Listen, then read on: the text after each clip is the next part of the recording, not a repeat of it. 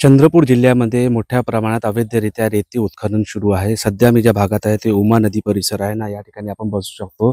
JCBच्या सहाय्याने या ठिकाणी रेती उत्खनन केली जात आहे. JCB लावून रेती उत्खननाची कुठलीही परवानगी नसताना या ठिकाणी आपण बघू शकतो कशा प्रकारे रेती उत्खनन होत आहे. विशेष बाब म्हणजे ज्या ठिकाणी रेती घाट लिलाव आहे त्या ठिकाणी CCTV कॅमेरे ची नजर असते, परंतु इथं कुठेही CCTV कॅमेरे दिसून येत नाही आहे. अशा प्रकारे चक्क नदीच्या पात्रामध्ये JCB लावून इथं रेती उत्खनन होत आहे आणि डंपरद्वारे बाहेर काढण्यात येत आहे.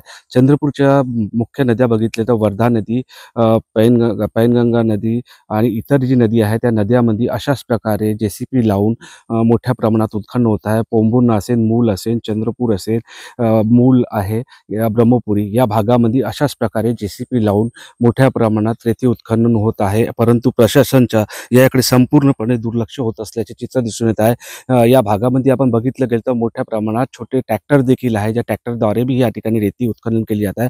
आणि जो रेतीचा स्टॉक आहे तो रस्त्याच्या कडेला जमा करून करण्यात आला आहे, जेणेकरून पावसाळ्यात कोणताही त्रास झाला नाही पाहिजे म्हणून. त्यामुळे हा मोठा स्टॉक जमा करण्यासाठी अशा प्रकारे JCBचा उपयोग केला जात आहे. परंतु प्रशासन याच्याकडे पूर्णपणे दुर्लक्ष करत असल्याचे चित्र दिसून येत आहे. निलेश दहाट, TV9 मराठी, मूल, चंद्रपूर.